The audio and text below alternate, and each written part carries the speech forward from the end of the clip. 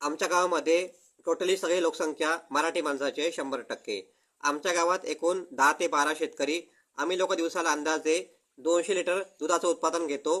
आता चाकारमणी ज्या वेळेला मुंबईत गावाला येतात त्यावेळेला चाकारमण्यांचं डिमांड असतं 400 लिटर एका दिवसाचं. आता चाकारमणी आमच्याकडनं फक्त 50 लिटर दूध खरेदी करतात. बाकीचे दूध आम्हाला डेअरीवरून टाकायला लागतं. आता हे जर दूध चाकरमान्यांनी डायरेक्ट आमच्याकडनं शेतकऱ्याकडनं खरेदी केलं असतं तर आम्हाला एका लिटर मागे 15 रुपये एक्स्ट्रा भेटले असते. आणि या एक्स्ट्रा 15 रुपयेमध्ये गाईच्या खाद्याचा खर्च आणि मजुरीचा खर्च आमचा वाचला असता. पण चाकरमानी असं करत नाही. मग चाकरमानी दूध कुठलं खरेदी करतात?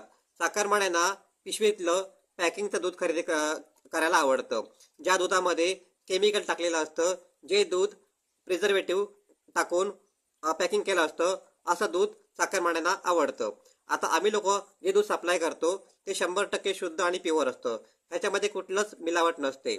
आता ही झाली मराठी माणसाची मानसिकता. म्हणून कुठल्याच मराठी माणसाला, म्हणजे ही बोंब फक्त माझी नाही आहे, माझ्या एकट्याची नाही आहे, ही बोंब गावातल्या सगळ्या शेतकऱ्यांची हीच बोंब आहे की चाकरमानी आमच्याकडे दूध खरेदी करत नाहीत. ही झाली मराठी माणसाची मानसिकता.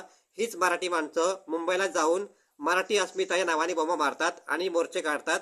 जय हिंद, जय महाराष्ट्र.